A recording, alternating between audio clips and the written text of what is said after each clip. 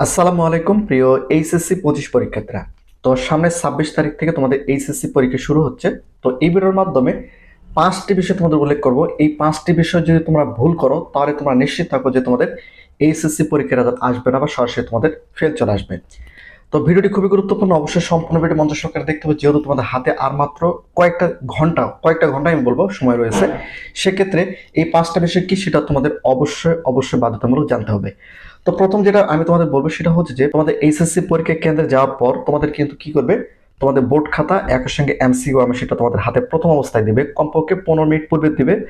এখন বিষয়টা হচ্ছে যে এখানে অনেক শিক্ষার্থী দ্রুত লেখার জন্য বা দ্রুত পূরণ করার জন্য অনেক ক্ষেত্রে রোল নাম্বার এবং রেজিস্ট্রেশন নাম্বার ভুল করে। এখন দেখা গেল যে তোমাদের যদি রোল নাম্বার এবং রেজিস্ট্রেশন নাম্বার ভুল হয় তাহলে ওই সাবজেক্টের রেজাল্ট আশা করা তোমাদের জন্য ভুল হয়ে যাবে। কারণ বিষয়টা হচ্ছে যে রোল নাম্বার এবং রেজিস্ট্রেশন নাম্বারটা খুবই গুরুত্বপূর্ণ বিষয়।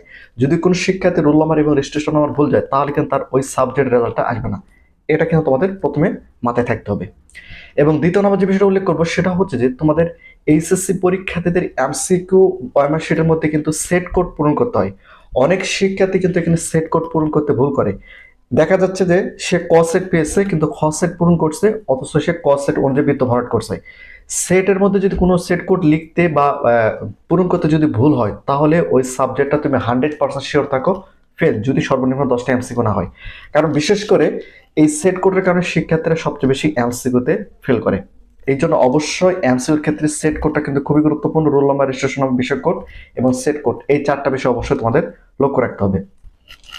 এবং 3 নম্বর যে বিষয়টা উল্লেখ করবো সেটা হচ্ছে যে তোমাদের মধ্যে অনেক শিক্ষার্থী রয়েছে যারা বল পয়েন্ট ব্যতীত তারা রুল ব্যবহার করে, সেট কোড পূরণ করার ক্ষেত্রে রুল ব্যবহার করে।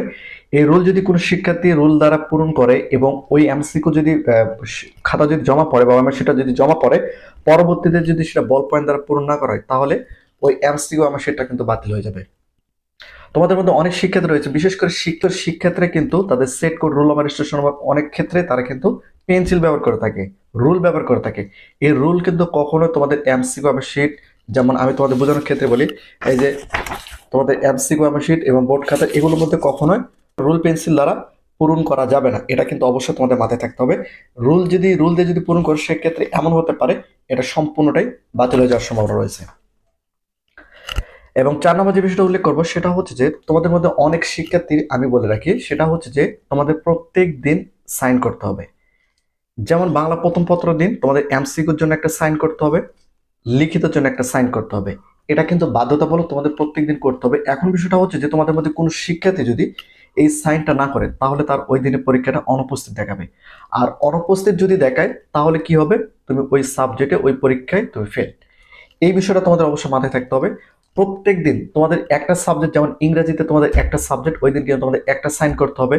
যেমন যদি তোমাদের এমসিকিউ থাকে সেক্ষেত্রে প্রত্যেক দিন 2টা করে সাইন করতে হবে। যদি একটা হয়, যেমন ইংরেজি প্রথম পত্র, ইংরেজি দ্বিতীয় পত্র, একটা করে সাবজেক্ট, সেখানে এমসিকিউ নেই, সেক্ষেত্রে সেখানে একদিন করে বা একটা করে সাইন তোমাদের করতে হবে। এই সাইনের বিষয়টা অবশ্যই তোমাদের মাথায় থাকতে হবে।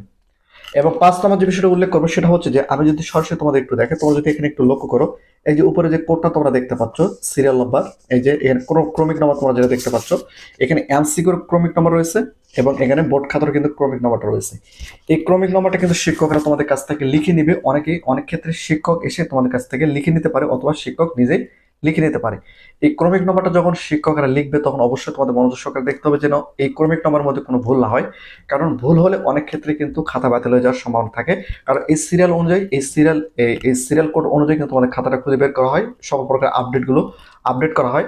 তো বিষয়টা হচ্ছে যে এই যে 5টা বিষয় আমি তোমাদের এই ভিডিওর মধ্যে উল্লেখ করলাম, এই 5টা বিষয় অবশ্যই তোমাদের মাথায় থাকতে হবে, তাছাড়া অনেক বড় কিন্তু তোমরা বিপদের মধ্যে পড়ে যেতে পারো। তো ভিডিওটি তৈরি করার উদ্দেশ্য হচ্ছে যে এই 5টা বিষয় তোমাদের অবশ্যই মাথায় থাকতে হবে। তো প্রতিনিয়ত শিক্ষামূলক খুঁটিনাটি আপডেট ভিডিও পেতে অবশ্যই চ্যানেলটিকে সাবস্ক্রাইব করে রাখো।